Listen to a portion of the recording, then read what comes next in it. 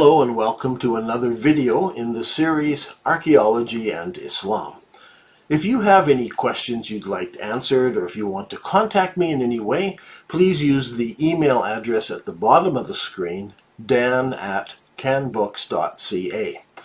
In this program, we're going to talk about the well of Zamzam in Mecca and also in Petra. In the books and in the film, I discovered that all of the early mosques of Islam pointed to Petra in Jordan and not in Mecca in Saudi Arabia. If you want to learn more about that, see the video, The Sacred City, or look up the book called Early Islamic Qiblas. And I've suggested that Petra is the city where Muhammad was born, where the first Kaaba was located. Now, in response to this, several people have asked me about the well of Zamzam. Is there a well in Petra known as Zamzam? Actually, we don't know the names of the places, the mountains, nor the temples, nor the different locations in Petra, because those records didn't come down to us. But we can go to those locations. We can look at them to see, does the description fit the descriptions that were written long ago? Now, in our search for Zamzam, first we should note that the word Zamzam does not appear in the Quran. If it was of some importance, I would expect the Quran to mention it, or at least say something in passing, but Zamzam is never mentioned. Even when the Quran speaks about Abraham and Ishmael and Hagar, Zamzam is not mentioned.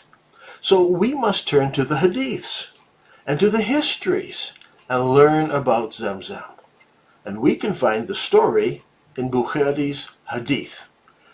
This is a hadith narrated by Ibn Abbas, and I will just paraphrase it as we go along. After Abraham's second son was born, he declared Isaac to be the son of promise, and so trouble began between Abraham's two wives, Sarah and Hagar, and they caused him no end of trouble. So Abraham took Hagar, the mother of Ishmael, and the boy. He brought them to a desert valley. Bukhari tells us that Hagar was still suckling the boy. Abraham brought them to a hill, and it was a small hill in the valley. It is described as the highest place by some writers, and by others as a hillock with a dry wadi bed beside it. When it rained, the water would run near this hillock, but at the time there was no water in this valley. And Abraham left them there. Bukhari and other collectors of the hadiths then go to great pains to tell us that this is the place where the Kaaba would later stand. So Abraham made them sit near the place, and he gave them a leather bag containing some dates and a small water skin containing some water, and he began to leave them. Then Hagar, Ishmael's mother, followed him, saying, "Oh, Abraham, where are you going, leaving us in this valley where there are no people?" But Abraham did not look back. And she asked him, "Has God ordered you to do so?" He said, "Yes." And she said, "Then he will not neglect us." And Abraham proceeded onwards until he reached the Thania, or the narrow canyon, where he could turn and disappear out of sight. And as he reached that spot, as he went around and began in that canyon, he turned around and he prayed to them. I can see this happening in Petra. As he crosses the valley from Safa over to Marwa, where the colonnaded street is today, and there you turn right to go down towards the treasury, and then into that Thania that goes out. Now, Hagar eventually runs out of water, and she could no longer suckle Ishmael. He began to cry with hunger. So she left him and climbed the nearest mountain, which was Safa. And she stood on this mountain and looked to see somebody, but there was nobody. Then she descended Safa, and the child still cried, so she ran across the valley, climbed the mountain known as Marwa. And she could not see anyone either from Marwa. And she repeated this, running between Safa and Marwa 7 times. the Prophet Muhammad tells us that this is the source of the tradition of people walking between Safa and Marwa during their pilgrimage. And this pilgrimage and this practice goes back many, many years before the Prophet Muhammad. It was taking place, and we read this in Bukhari and others, it was taking place long before. Now back to Bukhari's hadith. Then an angel spoke to Hagar, and the angel dug in the earth with his heel.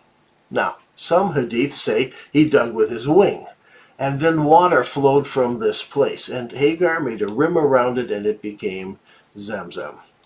Years later, Abraham and Ishmael, who's now older, they built an altar on that small hillock, which became the first house of worship, or the house of God, in that valley. Later, the Kaaba was built near that spot. So we are told the house of God was built on a hillock. And when the torrents of rain come, they flow to its right and to its left, so the house of God doesn't flood. Here you can see the hillock in Petra, especially if we remove the Dusheris temple. Just take it, erase it out, and then place it back in. Hagar lived in that valley until some people from the tribe of Jehurim moved into the valley. So there she is living, and then this new tribe moves in, and she allows them to stay there, but she maintains control of the well and the water. But she's pleased because of the company of other people. And Bukhari tells us that Ishmael grew up there and learned Arabic, the Arabic language, from the Jehurim. That's important, because Abraham and Hagar and Ishmael would have been speaking an early form of Hebrew, not Arabic. And so eventually Ishmael had to learn the Arabic language. Now, the writings of Moses in the Bible, it has a similar story. It's found in Genesis 21:14. And I thought we should read that so we can compare the two stories. The story that Moses recorded is written many, many years before Muhammad. And so we are going back to a much earlier story. It tells us that Abraham rose up early in the morning, and he took bread and a bottle of water and gave it to Hagar, putting it on her shoulder, and the child, and he sent them away, and she departed and wandered in the wilderness. And the water was spent in the bottle, and she cast the child under one of the shrubs. Then she went away and sat down over against him a good way off, as if it were a bow shot, for she said, "Let me not see the death of the child." And she sat over against him, and she lifted up her voice and wept. Notice she's weeping. And then God heard the voice of the lad crying, so he's crying as well. And the angel of God called to Hagar out of heaven and said to her, "What ails you, Hagar? Fear not, for God has heard the voice of the child, where he is. Arise, lift up the lad and hold him in front of you, for I will make him into a great nation." Then God opened her eyes, and she saw a well of water. And she went and filled the bottle with water and gave it to the lad to drink. Now, both of these stories, they have similarities. Hagar and the child are cast out of the home where Abraham is, and the child and Hagar are in this valley, and they begin to cry and to weep. And I believe that this is one of the reasons why this valley would have become known as the Valley of Becca, or the Valley of Weeping, and why some people would have come here for pilgrimage to remember this spot where Hagar was left. And I believe this took place in the valley where Petra, the city of Petra, was later built. And you can go to Petra and you can see the things that were there in this story. Now, in both of these stories, Hagar is shown a source of water, a water source that is known as Zamzam. Now, a number of people have written to ask me about Zamzam. If I locate the Kaaba in Petra, then where is the well of Zamzam? That's a good question. Now, what did we learn from the story? Well, we learned that the Kaaba and the well are between the two mountains of Safa and Marwa. Not small hills. Here it talks about the two mountains. And the house of God is built on the hillock closer to Safa than to Marwa. And so Zamzam was nearby.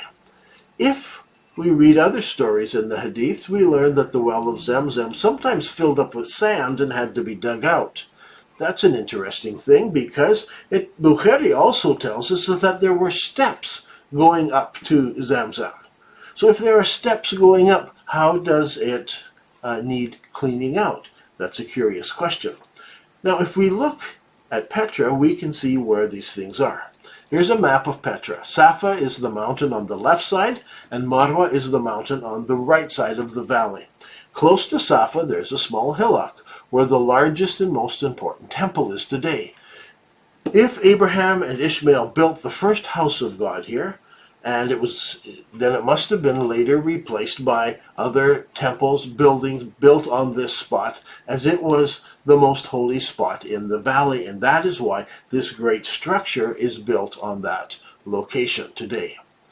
Between Marwa and Safa, in the city of Petra, there is a street that goes from one mountain over to the other mountain, and that's where people performed the ritual crossing of the mountain in memory of Hagar crossing 7 times. And then beside that road, there is a watercourse where Muhammad chose to run in the watercourse rather than on the road, and that is recorded for us as well. So the well of Zamzam is somewhere along this colonnaded street. Well, today, water comes into the valley through aqueducts and pipes. So the well of Zamzam has been lost, and it has been covered up by the years of floods, because once the dam broke that held back the water to this wadi going through Petra, because it was a great city, they built this dam. When it eventually broke, the floods come in, and anything alongside of the watercourse has been flooded and has been damaged by the water coming in and the water leaving literally tons of rubble all the way through the city of Petra. So today, it is all covered up, and we can only venture a guess as to where Zamzam is, but I think we can venture a very good guess. You see, the question is, where was there water in this valley, access to water that did not come from the wadi, that did not flow in or come through the pipes that came into the city? And I believe that is a place called the Nymphium, and it is built at the junction of 2 wadis in Petra. The name Nymphium refers to a place where nymphs would live. These structures are usually built where there is a spring or a well. So in this valley, we have a Nymphium. And if the record is true, then it had steps leading up to it, and it would have doors. When it rained in the surrounding hills, the water would also flow past it and could fill it up with silt, and it would have to be cleaned out. This is why in Islamic history, several times Zamzam filled up, and they would continually need to be cleaned up. Now, I ask you, where did the name Zamzam come from? Now, some writers have tried to explain this. Back in Islamic history, they have come up with this explanation. They've said, oh, it comes from Zummi, Zummi. And they suggested that this is a command repeated by Hagar during her time to contain the water coming from, was flowing out of the well. She's saying, Dummi, Dummi, Dummi, just to keep the water from flowing.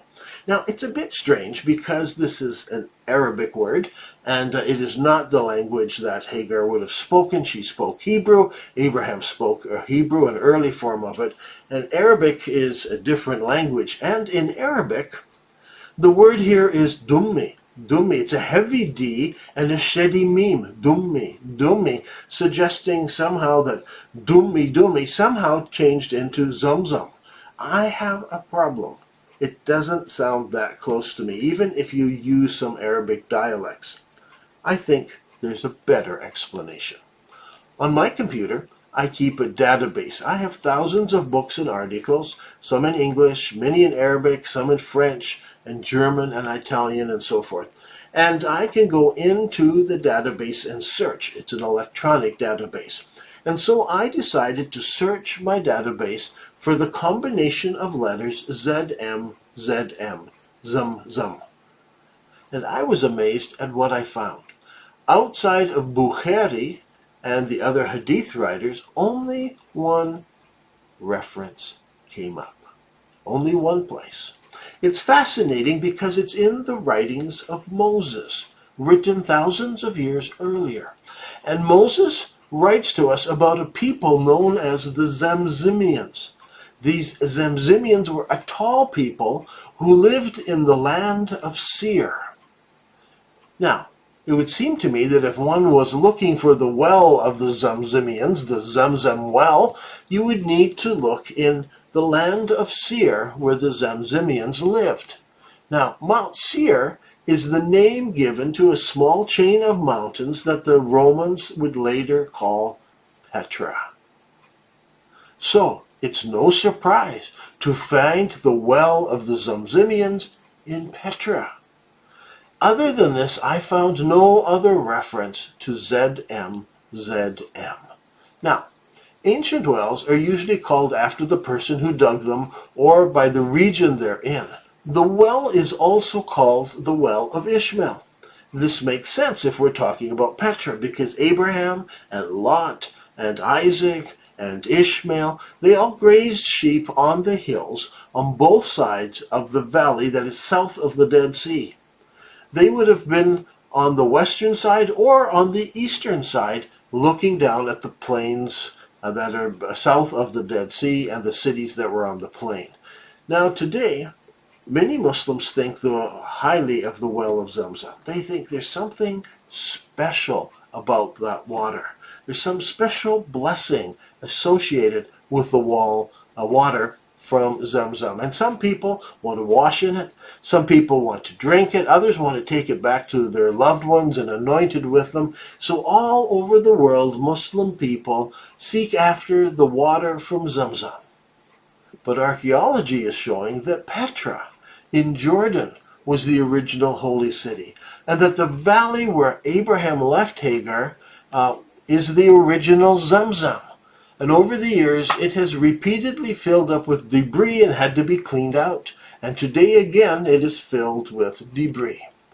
But rather than desiring the water of Zamzam, Isa ibn Maryam, who is also called Yeshua, said to us, "Whoever drinks of the water that I give him will never thirst. The water that I give him shall be in him like a well of water springing up into eternal life." So friends, seek that water, not just the water from a well from long ago. I'm Dan Gibson, and this has been another episode in the series Archaeology and Islam.